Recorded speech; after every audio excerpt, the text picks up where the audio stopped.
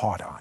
And I just explained it. It's sort of an outrageous, supernatural boldness. But you had to share some of these stories. Tell me about the woman with the tumor.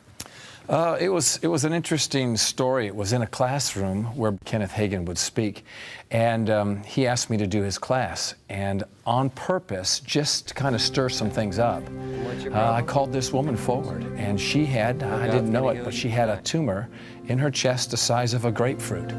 So without laying hands on her at all, I just said, go right now to the restroom, take another woman with you. I said, put some water on it and watch it disappear. Stop. I have to ask a question for myself and for you too. When you said that to her, did you hear in your spirit you were supposed to say that to her? What was going on inside of you? You know, there have been times when I have a direct word from the Lord, say this. But in this case? No, not at all. That's what I thought when I heard that story. Not at all. I just challenged to go beyond myself, put myself out there on God. Okay, what did you say to her? I told her to go to the restroom, take someone with her, and just sprinkle some water on that area and watch it disappear. So she did that? Well, we didn't even have to ask her the question. She came running through the doors, shouting and screaming and running all the way up to the front the whole way up. You didn't have to ask her what happened. But we did, of course, and it disappeared right there in front of her. Okay, I have to ask the question. You do this, I assume, often. Have you done it where someone's come back and they said, nothing happened? We had one lady that was very, very interesting. One lady that I sent out, and I told her, I said, now, go out to the restroom and come back. She came back, she said, it's half the size. I said, all right. I said, you won't go out 2 more times without it being gone. And this particular lady came back. Now, each time she came back, and I told her when to go, it had become very hot the second time, and the third time she came back, but instead of coming up to the front to be excited about telling me, she stood in the back, and I knew that she was going to tell me it hadn't disappeared.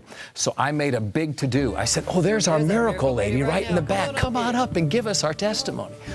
And she said, well, it's still hot, but it's still there. And I was teaching on the boldness of faith. So I walked right off the platform, walked right up to her nose and said, I'm sorry, but I don't believe you. I said it would leave. She said, well, what am I going to say? It's still there. I said, but I said it would leave. She said, it's still there. And I got real loud. I said, but I said it would leave. And she looked at me kind of frustrated, and she said, well, then okay, it left. It left. I said, check it now.